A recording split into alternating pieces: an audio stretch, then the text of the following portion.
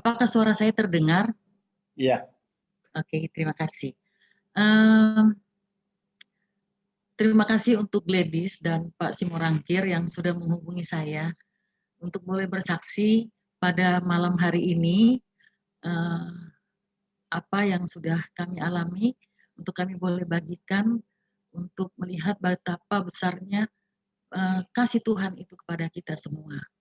Saya boleh share screen? Silakan Ibu.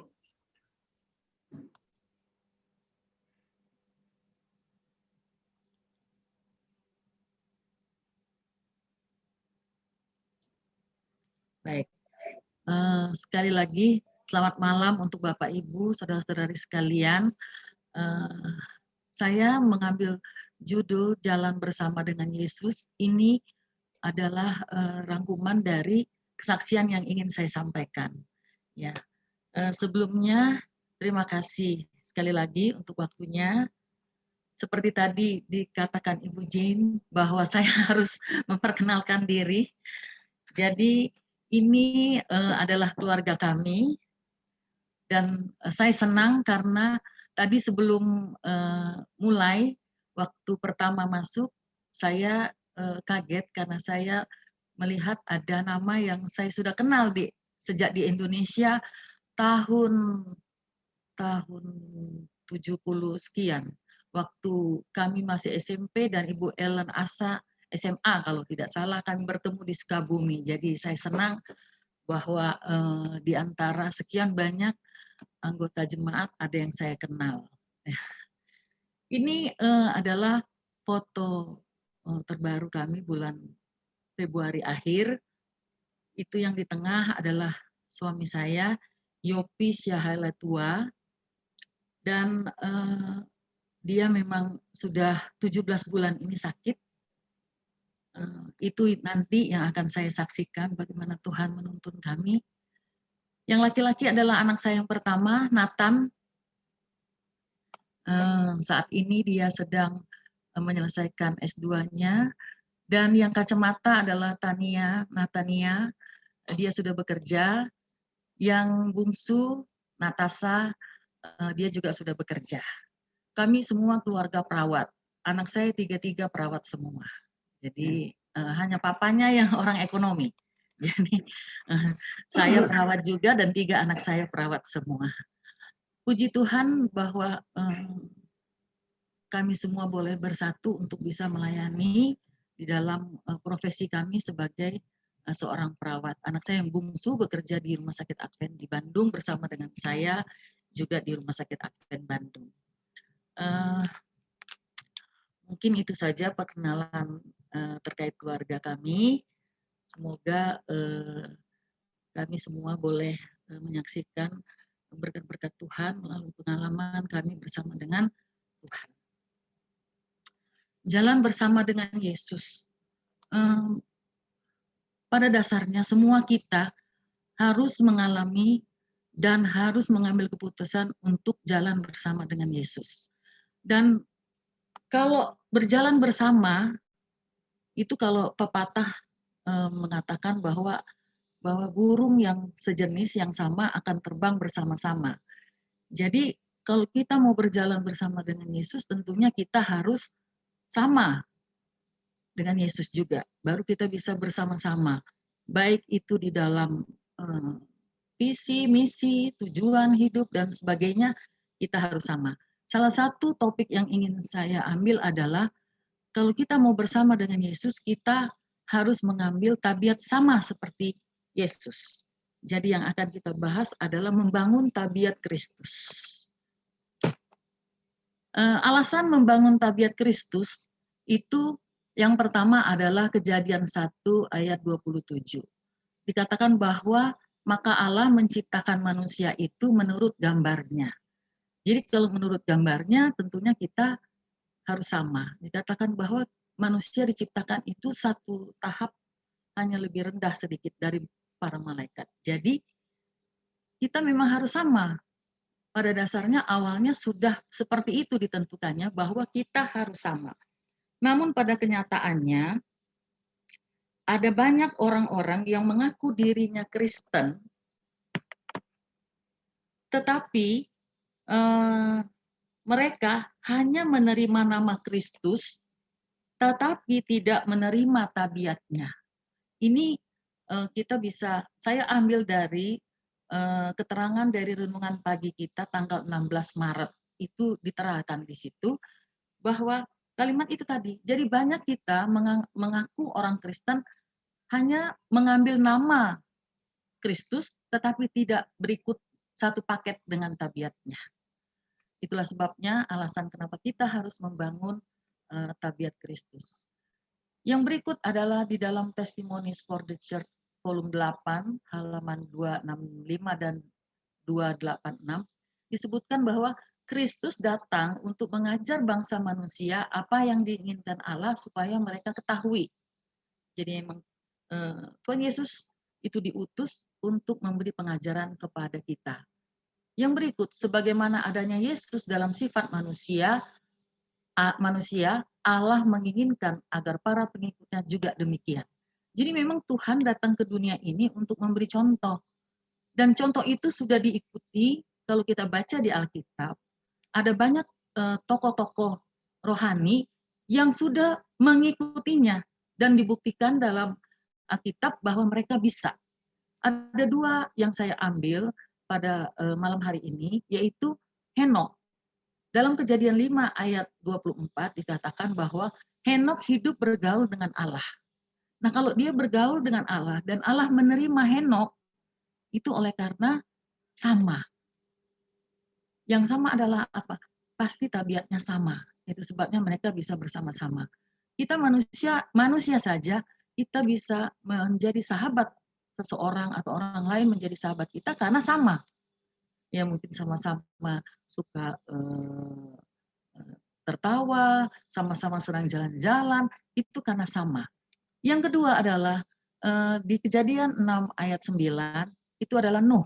Nuh adalah seorang yang benar dan tidak bercela di antara orang-orang sezamannya. Dan Nuh itu hidup bergaul dengan Allah. Jadi dikatakan di dalam Alkitab bahwa Nuh itu ditulis orang yang benar dan tidak bercela. Itu kita semua akui bahwa Alkitab itu benar dan tulisan ini pasti benar. Jadi dikatakan bahwa barang siapa yang sungguh-sungguh bersatu dengan Kristus akan dapat melakukan pekerjaan yang pernah dilakukan oleh Kristus ketika di dunia ini. Ini jaminan. Ini juga bisa dibaca. Keterangan ini saya ambil dari Penunggu Pagi kita tanggal 4 Februari. Ya, jadi dikatakan bahwa barang siapa yang sungguh-sungguh bersatu dengan Kristus akan dapat melakukan pekerjaan yang pernah dilakukan oleh Kristus ketika ia ada di dunia ini. Mereka akan didapati membesarkan hukum dan memuliakannya. Dan tabiat Allah itu ialah adil dan kebenaran. Jadi inilah alasan kenapa kita harus membangun tabiat Kristus.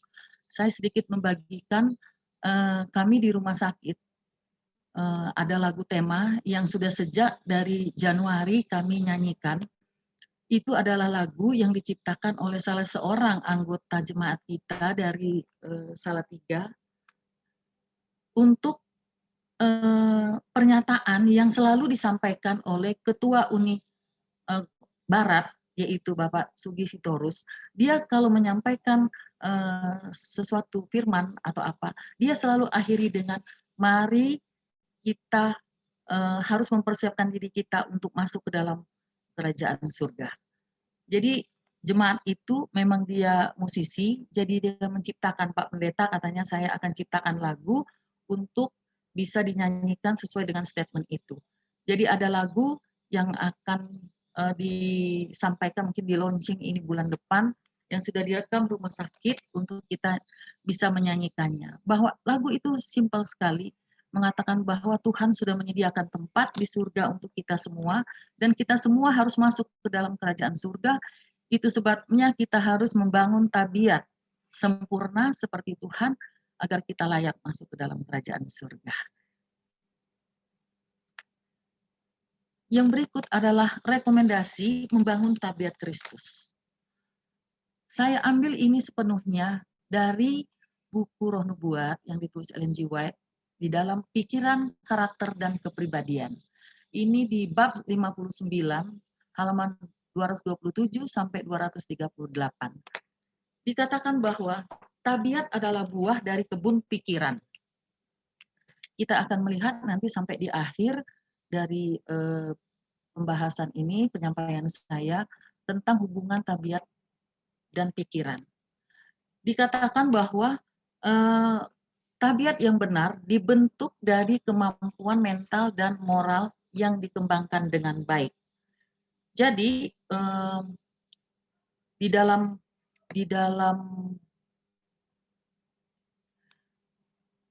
buku ini disebutkan bahwa kedua komponen ini, kemampuan mental dan moral, itu adalah pikiran yang akan dikembangkan dengan baik. Dan kalau kita bisa mengembangkannya, maka buah tabiat yang akan dikeluarkan dari kebun pikiran itu. Dan tujuan kita, dikatakan bahwa tujuan kita menentukan tabiat kita. Jadi ini penting sekali untuk kita bisa melihat bahwa bagaimana tabiat ini memegang peranan penting. Dan dikatakan di sini bahwa tabiat yang agung dibentuk oleh peperangan sengit dengan diri sendiri. Jadi dikatakan bahwa, tadi sudah disampaikan bahwa kita membentuk tabiat kita. Tabiat dibentuk oleh peperangan yang sengit dengan diri sendiri. Kenapa peperangannya sengit sekali? Karena kita selalu memanjakan diri kita. Hal mementingkan diri dalam setiap buku Ellen G. White itu selalu ditulis. Kenapa? Oleh karena itu adalah sesuatu yang sangat sulit untuk dilakukan perangan atau dilawan. Jadi dikatakan bahwa pertentangan demi pertentangan harus diikut-sertakan melawan kecenderungan yang diwarisi. Kita harus mengkritik diri kita secara ketat dan tidak membiarkan satu pun sifat yang tidak baik tetap tinggal tanpa diperbaiki. Dan ini adalah tanggung jawab kita sendiri-sendiri, karena itu adalah diri kita sendiri. Dan untuk menyempurnakan tabiat Kristen, kita harus merendahkan diri dan setia dalam perkara-perkara kecil. Firman Tuhan juga di dalam Alkitab mengatakan bahwa kita juga diuji dari kesetiaan kita terhadap perkara-perkara kecil. Kalau kita sudah lolos, sudah bisa melaksanakannya, baru itu akan meningkat naik kelas kepada perkara-perkara yang besar. Itulah sebabnya kenapa kita diuji sesuai dengan kemampuan kita masing-masing. Dan tabiat itu dikatakan bahwa tabiat akan diuji. Ya, jadi tabiat itu akan diuji. Ini pengalaman yang ingin saya bagi, bahwa satu ketika, biasa kita kalau di awal tahun, kita membuat resolusi kan terhadap diri kita. Ada yang ingin kita perbaiki dari diri kita. Satu ketika saya membuat resolusi untuk diri saya tentang bagaimana saya bisa tidak dengan cepat bereaksi oleh karena ketidaksabaran lalu menjadi marah. Tulisan itu saya taruh besar-besar di meja kantor saya, dan setiap pagi sebelum melakukan pekerjaan saya berdoa, mendoakan resolusi yang saya ingin perbaiki. Lalu setelah saya amin, saya buka mata, ada seseorang berdiri di pintu kantor saya, dan entah kenapa melihat orang ini, setiap melihat orang ini, saya rasanya darah saya sudah sampai di ubun-ubun, kata orang Indonesia. Itu udah rasanya pengen marah aja melihat dia. Tapi karena saya baru berdoa, mendoakan resolusi yang ingin saya lakukan, lalu saya panggil dia masuk dan saya suruh dia duduk. Saya bilang, kamu duduk di sini dulu, saya izin ke toilet dulu sebentar. Saya pergi keluar, tarik napas, dan saya mendoakan apa yang sedang berkecamuk di dalam diri saya, oleh karena saya harus menang terhadap resolusi yang saya sudah janjikan ini. Dan dalam waktu 10 menit saya kembali. Sudah saya tarik napas dan saya berdoa. Pada akhirnya kami bisa ngobrol dia menyampaikan masalahnya kepada saya dan kami berdiskusi untuk persoalan dia supaya bisa selesai dan kami bisa bicara selama 2 jam. Dan puji Tuhan, eh, apa yang permasalahan dia bisa saya bantu untuk dapat diselesaikan sehingga pekerjaan bisa berjalan dengan baik. Jadi memang setiap tabiat yang ingin kita perbaiki itu harus diuji kemurnian dan kesetiaan kita terhadap apa yang ingin kita laksanakan. Pada saat kita ingin membuat resolusi bahwa saya ingin menjadi lebih murah hati, begitu amin, ini pengalaman. Begitu di kantor amin selesai buka mata, merit student sudah di depan pintu. Apakah saya bisa ketemu? Katanya gitu. Oh iya, silahkan masuk. Saya merit student, saya ingin mencari dana untuk pendidikan saya di UNAI, saya membawa buku, kalender, dan sebagainya. Itulah ujian, di mana kita memang harus diuji. Sekarang sudah berdoa, sudah dicanangkan, ini saatnya Anda melaksanakan apa yang Anda inginkan. Dan Tuhan menguji itu. Dan kita harus mengambil tekad, kita harus menang. Ya. Dan kalau kita menang satu kali, dikatakan dalam terangan Roh Nubuat bahwa kalau kita sudah menang satu kali, jalan kita akan ringan untuk melangkah kepada kemenangan yang kedua dan seterusnya dan seterusnya. Itu sebabnya kenapa kita harus berjalan bersama dengan Yesus. Dikatakan lagi di sini, tak seorang pun dapat melukai tabiat kita, separah kita sendiri melukai diri kita. Jadi, kita memang harus hati-hati dan kita harus teguh terhadap apa yang ingin kita perbaiki. Dan kita harus melihat bahwa tadi kita harus disiplin ketat untuk menegur diri kita sendiri daripada orang lain. Dan untuk itu kita harus bisa untuk bisa melaksananya, kita harus meminta pertolongan Roh Kudus. Roh Kudus Tuhan sudah kirim untuk memang mendampingi dan menemani kita untuk menjalani hidup kita selaras dengan tabiat Tuhan Yesus. Dan perubahan tabiat adalah kesaksian kepada dunia mengenai Kristus yang tinggal di dalam kita. Jadi kita tidak bisa bilang bahwa kita sudah berubah tanpa ada yang orang lain bisa rasakan dari perubahan itu sendiri. Jadi ini jelas dikatakan bahwa perubahan tabiat adalah kesaksian kepada dunia mengenai Kristus yang tinggal di dalam kita. Itu sebabnya kenapa kita berjalan bersama dengan Yesus. Ini nasihat bagi orang tua dari buku terkait pembentukan tabiat. Tabiat yang cacat kadang-kadang diwariskan.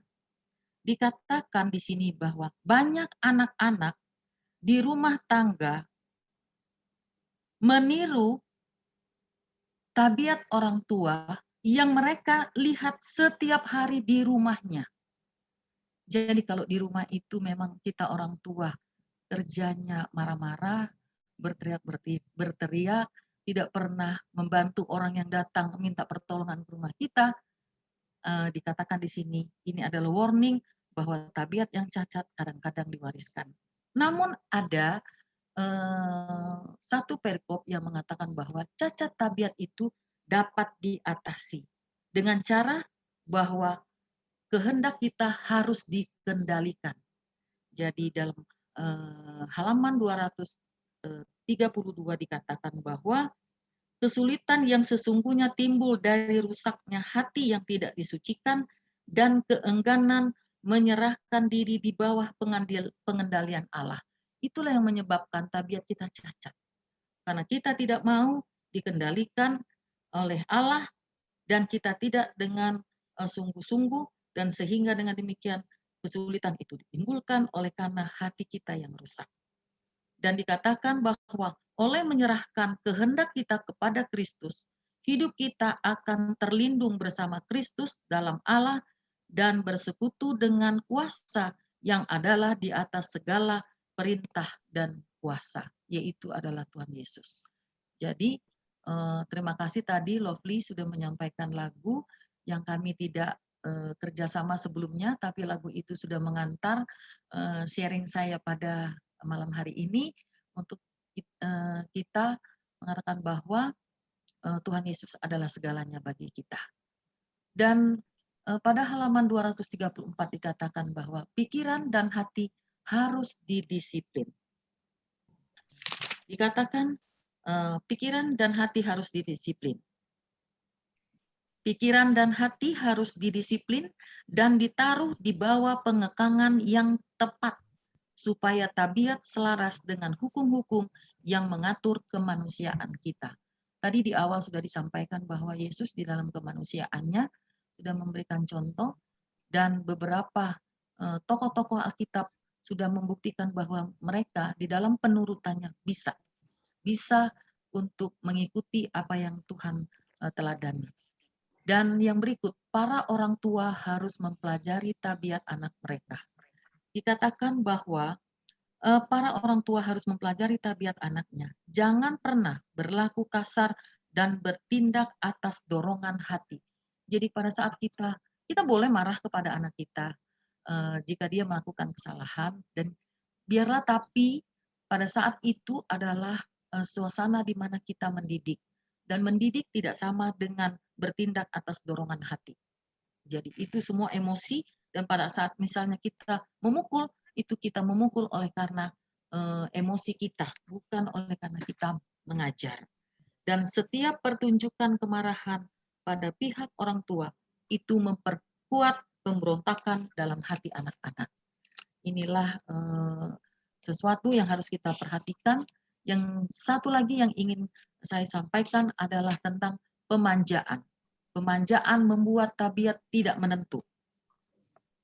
Dikatakan bahwa pemanjaan diharapkan akan membuat anak itu bahagia. Biasanya kita menuruti semua dan memberikan apa yang anak-anak mau, itu karena memang kita ingin membahagiakannya. Tetapi justru hal inilah yang membuatnya menjadi gelisah, tidak merasa puas, dan tidak ada yang bisa memuaskannya. Jadi para orang tua harus memperhatikan bahwa pemanjaan telah merusak selera, baik selera makan maupun di dalam selera untuk apapun yang dikerjakannya, dan membuat tabiat itu menjadi tidak menentu. Baik, jalan bersama dengan Yesus itu sama dengan membangun tabiat Allah di dalam diri kita. Nah, untuk bisa berjalan dengan Yesus tentu memang kita harus menjadi lain dari apa yang dunia biasa lakukan. Dan salah satu di antaranya adalah di dalam keinginan kita untuk berjalan bersama Yesus dan membangun tabiatnya, kita harus memisahkan diri dari dunia. Kita akan menghadapi kesukaran-kesukaran pada saat kita memisahkan diri dari dunia. Namun demikian, dikatakan bahwa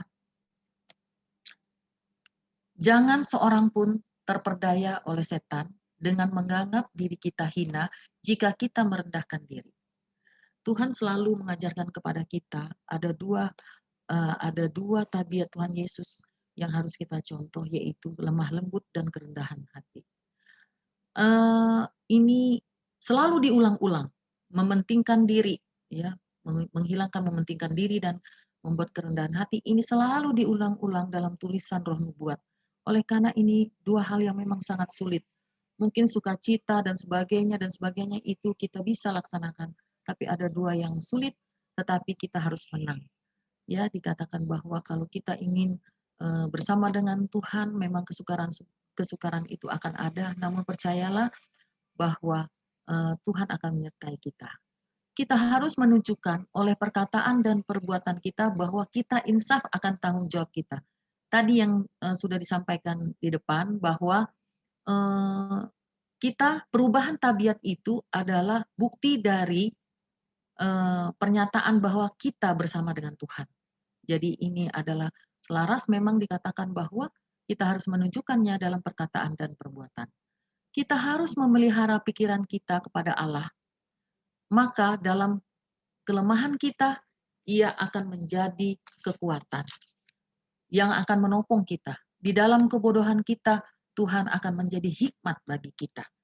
Jadi ini adalah suatu pernyataan yang menghibur kita bahwa kita dipelihara. Kalau kita memelihara pikiran kita kepada Tuhan, Tuhan akan menemani kita untuk dapat melaksanakan itu semua, dan Dia akan memberikan kekuatan dan Dia akan memberi hikmat kepada kita. Berikut dikatakan bahwa kita perlu mendidik dan melatih pikiran agar kita beroleh iman yang cerdas dan membuat persahabatan yang terus-menerus dengan Allah. Jadi iman itu juga harus cerdas, bukan iman hanya ikut, tetapi itu kita selidiki dan kita tahu bahwa iman itu harus ada perbuatan. Dan persahabatan dikatakan bahwa kita harus berjalan bersama dengan Tuhan terus-menerus. Ya. Dan dikatakan, janganlah membiarkan kesejukan dunia mendinginkan kasih kita bagi penebus kita. Jika kita berjalan bersama, mempunyai persekutuan dengan Dia, kita mesti selalu menaruh Tuhan di depan kita dan memperlakukan Dia sebagai sahabat yang dihormati, memberikan kepadanya tempat yang terutama dalam kasih sayang kita. Ini adalah sesuatu yang harus kita laksanakan bersama. Yang berikut adalah bahwa kita membutuhkan Roh Suci. Tuhan mengirim dan meninggalkan Roh Suci, Dia sudah katakan sebelum Dia terangkat kembali ke surga, dikatakan bahwa aku akan memberikan teman bagimu, yaitu Roh Penolong, yaitu adalah Roh Suci. Dikatakan Roh Suci dapat menguatkan pemandangan mata rohani kita, menyanggupkan kita melihat apa yang tidak dapat kita lihat oleh mata alamiah kita, atau dapat didengar telinga kita yang tidak bisa kita dengar, atau dipahami pikiran kita. Dan di dalam semua orang yang mau, saya garis bawahi kata mau. Mau itu adalah salah satu kata yang menunjukkan adanya usaha dari kita, Jadi dikatakan dalam semua orang yang mau menyerahkan diri kepada Roh Suci, suatu prinsip kehidupan baru akan ditanamkan. Peta Allah yang sudah hilang akan dipulihkan dalam kemanusiaan. Tadi di awal sudah disampaikan bahwa alasan kenapa kita harus berjalan bersama dengan Yesus, alasan kenapa kita harus membangun tabiatnya, itu adalah tadi, peta Allah yang sudah hilang, dan itu harus kita kembalikan. Dan katanya pengaruh yang suci akan dibagikan kepada orang-orang yang lain dalam perkataan, dalam kemurahan hati, dalam kelemah lembutan, dalam kasih, dan dorongan dan semangat. Itu kalau kita Roh Suci menuntun dan kita membuka hati, Dia akan ada di dalam hati kita setiap saat. Dan yang tadi, semua dalam perkataan tadi yang sudah disampaikan bahwa semua perkataan, semua tingkah laku kita akan selaras dengan tabiat Tuhan. Dan dikatakan di sini bahwa kita harus mempelajari pelajaran penting tentang apakah artinya menjadi manusia di dalam pandangan Allah, yaitu menjadi seperti Yesus. Jadi selama kita di dunia tadi dikatakan bahwa kita harus meninggalkan dunia. Tapi kalau kita bersama Tuhan Yesus, memang kita harus, yang sebenarnya itu adalah pandangan Allah terhadap kita, bukan pandangan manusia. Dikatakan bahwa menjadi seperti Yesus, yaitu lemah lembut, rendah hati, menjaga kepentingan orang lain lebih suci daripada kita menjaga kepentingan diri kita sendiri. Janji penyertaan Yesus kepada kita. Kristus bersedia memberikan semua pengaruh surga kepada kita kalau kita menyerahkan diri kita kepadanya. Dikatakan bahwa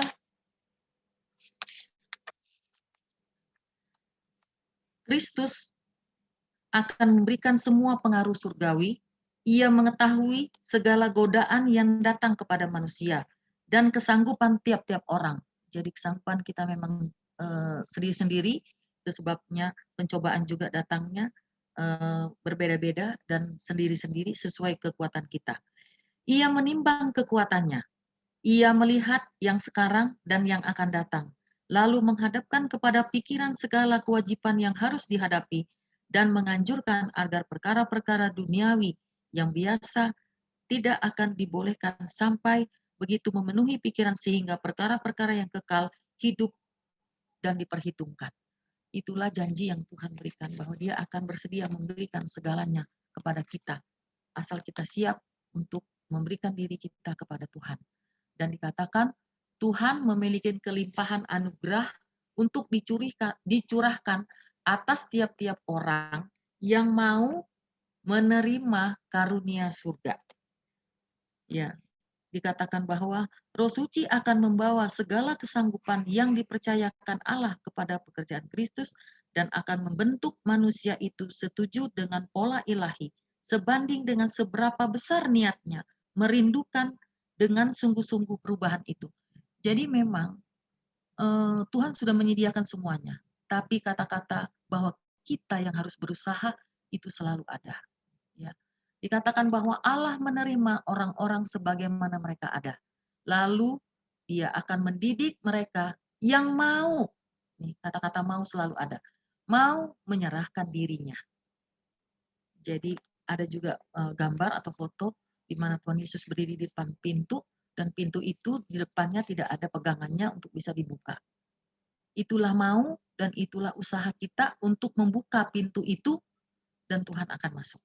Jadi Tuhan sediakan kepada orang-orang yang mau. Dan dikatakan malaikat selamanya hadir di mana orang paling membutuhkan untuk menghadapi peperangan yang berat dengan dirinya sendiri. Jadi ini adalah janji yang disampaikan Tuhan bahwa Dia akan menyertai kita.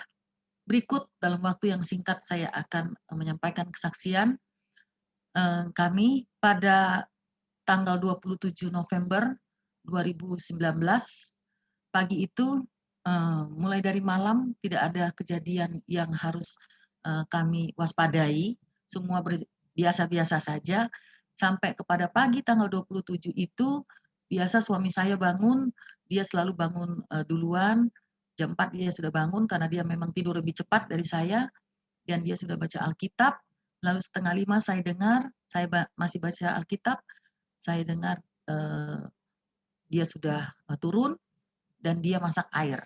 Rumah kami itu memang kecil dan 2 lantai, dapur kami di bawah. Dia masak air untuk air mandi yang selalu setiap pagi dan nanti akan dibawa ke atas. Pagi itu saya turun, saya lihat dia biasa memang kalau menaruh air di panci untuk bikin air mandi itu selalu penuh. Dan setiap saya turun, saya selalu ambil lagi air itu, saya kurangi sekitar turun 2 jari dari ujung panci. Dan pagi itu juga saya lakukan. Setelah air mendidih, saya bilang sama dia, "Pak, ini airnya sudah." "Ya, terima kasih," kata dia. Dia angkat dan dia naiki tangga. Pada step ketiga, kakinya tersandung. Kakinya tersandung. Dalam kesempatan itu, saya mengucap syukur kepada Tuhan bahwa dia tidak jatuh. Dan saya belum tahu apa-apa, saya pikir itu tersandung biasa. Dia tersandung, dia tidak apa-apa, lalu saya bilang itu, "Kamu harus hati-hati, jalannya dilihat." "Iya," kata dia.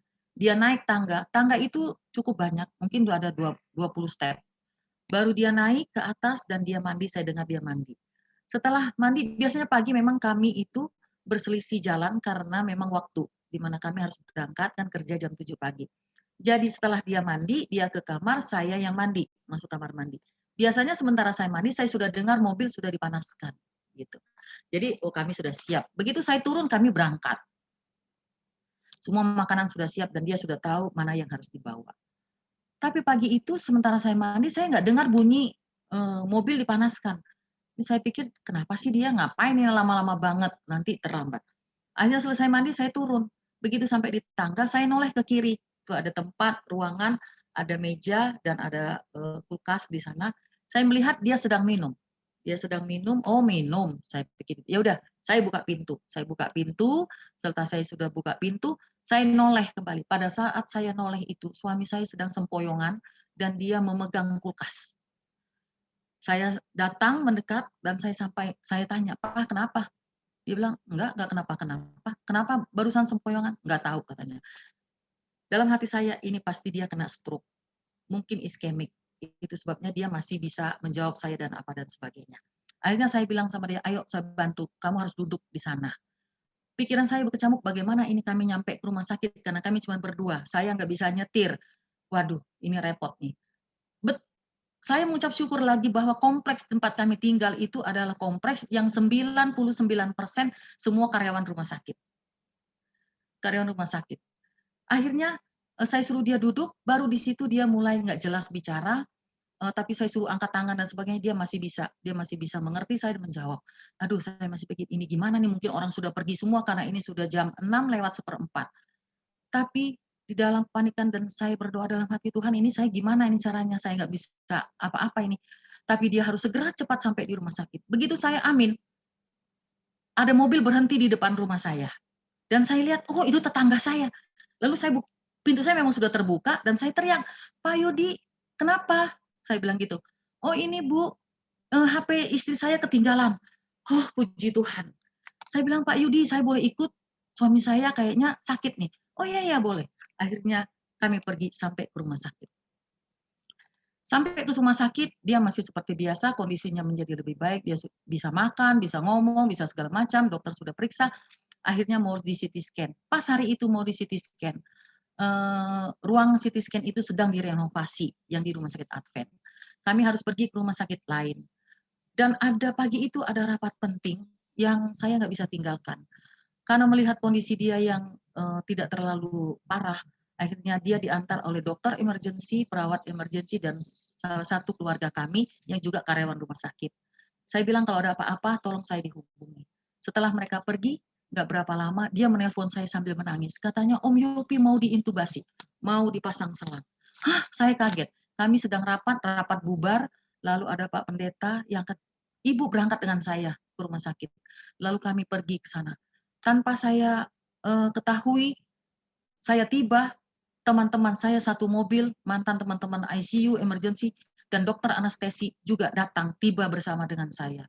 Suami saya sementara muntah-muntah, dan tidak ada dokter yang menangani, dan sebagainya. Sehingga kami cepat minta tolong ini, tolong itu. Mereka bilang nggak bisa, ini harus dokter ini, dokter itu. Akhirnya dokter anestesi bilang, dari rumah sakit, teman-teman bilang gini, kalau nggak bisa, ayo angkut ke ambulans, kita kerjain di ambulans. Akhirnya mereka bilang boleh dikerjakan.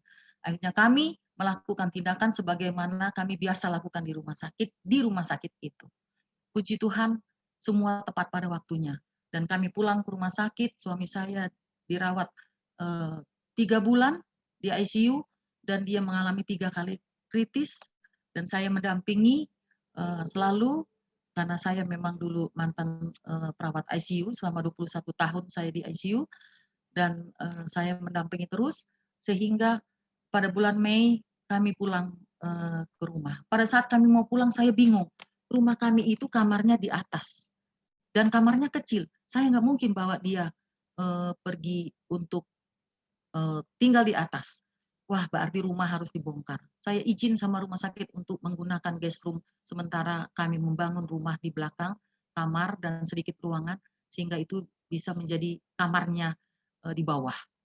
Dan berkat Tuhan begitu limpah, tukang untuk mengerjakan rumah, Tuhan sediakan begitu baik. Pada saat saya menghubungi teman saya, semua ada, mereka bisa kerjakan dengan tepat. Dan puji Tuhan sampai hari ini Tuhan tetap melindungi dan Tuhan memberikan semua kebutuhan kami. Apapun itu yang dibutuhkan, Tuhan pasti siapkan. Jadi itulah, dan tadi foto itu adalah suami saya. Sekarang dia masih baru bisa duduk, belum bisa berdiri dan berbicara, tapi dia mengerti kalau kita berkomunikasi dengan dia. Mohon didoakan juga supaya pemulihannya bisa berjalan dengan baik. Yang terakhir, ayat penutup yang ingin saya bacakan adalah dari semua apa yang sudah disampaikan tadi tentang pikiran, tentang tabiat dan sebagainya, kita akan baca di Filipi 4 ayat 8 yang berbunyi, jadi akhirnya saudara-saudara, semua yang benar, semua yang mulia, semua yang adil, semua yang suci, semua yang manis, semua yang sedap didengar, semua yang disebut kebajikan dan patut dipuji, pikirkanlah semuanya itu. Jadi pikiran kita memang harus diisi dengan ini.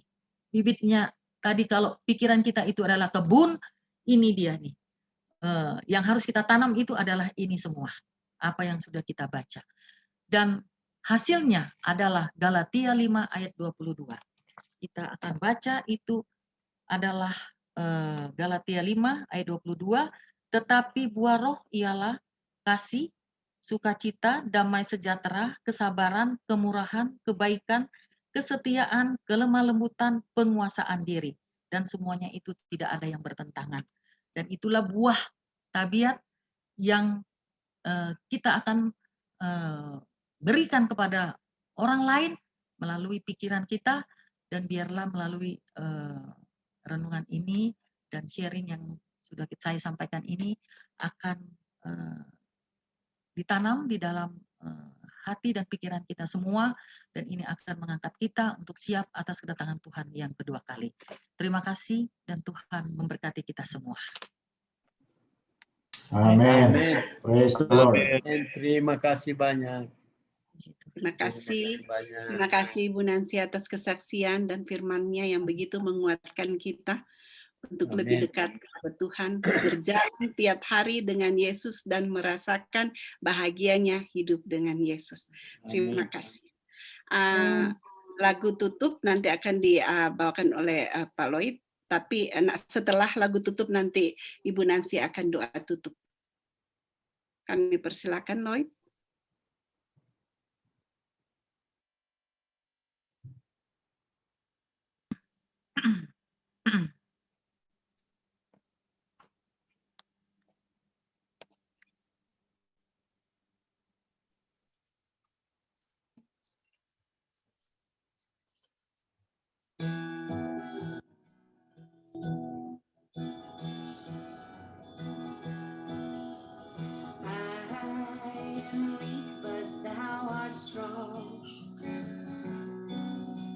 Jesus, keep me from all wrong. I'll be satisfied as long as I walk. Let me walk close to Thee. Just stay closer, walk with Thee. Granted, Jesus is my plea. Daily walking close to Thee. Let it be, dear Lord, let it be. In this world of toils and snares, if I falter, Lord, who cares? Who with me my burden shares? None but Thee, dear Lord, none but Thee. Just stay closer, walk with Thee. Granted, Jesus is my plea. Daily walking close to Thee. Let it be, dear Lord, let it be.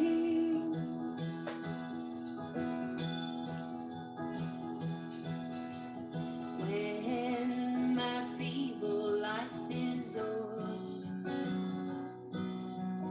time for me will be no more.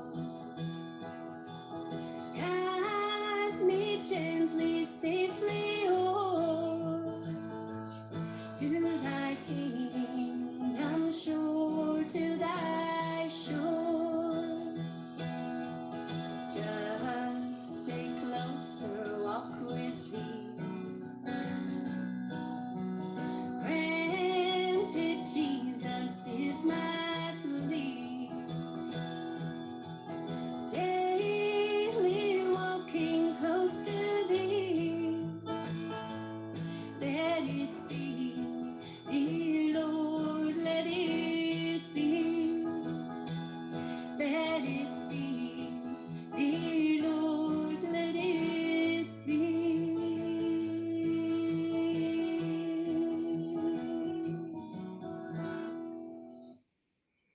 Amin. Terima kasih Lloyd. Ibu Nancy, ada perubahan. Saya minta doa tutup oleh Pendeta Tumbarante karena tadi Ibu Nancy minta doakan suaminya. Jadi tolong Pendeta Tumbarante untuk mendoakan dan tolong tambahkan juga Bapak Simanjuntak yang sudah dioperasi dan sekarang lagi pemulihan. Jadi dua ini tolong Pendeta Tumbarante sisipkan dalam doa juga. Kami persilahkan. Mari kita berdoa. Bapa kami di surga, terima kasih atas hidup ini Tuhan. Terima kasih malam ini di Amerika, siang di Indonesia. Terima kasih pelajaran yang begitu indah yang kami sudah dengar, yang disampaikan oleh Ibu Nancy. Biarlah pelajaran ini Tuhan, kami bisa lakukan, kami bisa praktekkan dalam kehidupan kami sehari-hari. Bukan hanya menjadi pendengar yang baik, tapi biarlah kami menjadi pelaku firman sesuai dengan kehendak dan rencana Tuhan. Hamba-Mu mendoakan Ibu Nancy bersama ketiga anak mereka, khususnya Tuhan, suami yang saat ini sakit. Dari sudut pandang manusia, setelah melihat suami dari Ibu Nancy yang sudah sakit sekian lama, kelihatannya kami sebagai manusia mempunyai satu pemikiran yang terbatas dan melihat keadaan Bapa yang sakit. Hanya Tuhan yang bisa menyembuhkannya. Tidak ada yang mustahil bagimu Tuhan. Jamalah tubuhnya yang sakit. Dan berkatilah pengobatan, perawatan, makanan yang dikonsum, yang sudah dilakukan, agar semuanya itu bisa memberikan pemulihan secara fisik. Tanpa campur tangan di dalam tubuhnya, maka semua obat atau perawatan yang sudah dilakukan oleh dokter dan perawat akan sia-sia. Kami percaya dan yakin apa yang sudah dilakukan oleh para medis itu hanya adalah secondary application di dalam tubuh Bapak kami yang sakit ini. Tetapi primary concern adalah jamahan Tuhan. Jamalah Tuhan. Apabila engkau berkenan, berikanlah kesempatan. Pemulihan secara fisik, tapi biarlah kehidupan kerohanian kami bisa bertumbuh dari hari ke hari setelah melihat peristiwa yang sudah terjadi kepada suami dari Ibu Nancy. Berkati juga ketiga anak mereka Tuhan, di dalam kehidupan mereka sehari-hari, dalam pekerjaan dan cita-cita. Pakailah keluarga ini sebagai alat Tuhan juga. Untuk bisa menyelesaikan pekerjaan di atas dunia ini. Berkati juga umat-umat Tuhan, teristimewa Bapak Heri Simanjuntak bersama istri yang beberapa hari lagi akan memperingati hari ulang perkawinan mereka dan juga ulang tahun mereka. Tentunya banyak berkat yang Tuhan sudah berikan kepada keluarga ini. Berkat Tuhan secara tangible atau intangible, tapi semuanya itu oleh karena kasih sayang Tuhan. Sekali lagi berkati gereja ini, berkati anak-anak muda kami, berkati juga orang-orang tua yang ada di gereja, dan juga beberapa silence request dari umat-umatmu. Hanya Tuhan yang mengetahui apa kerinduan dan permintaan mereka. Kami serahkan semuanya ini dalam tangan kuasa Tuhan serta mengharap keampunan. Dalam nama Yesus kami berdoa. Amin. Amin. Terima kasih Pak.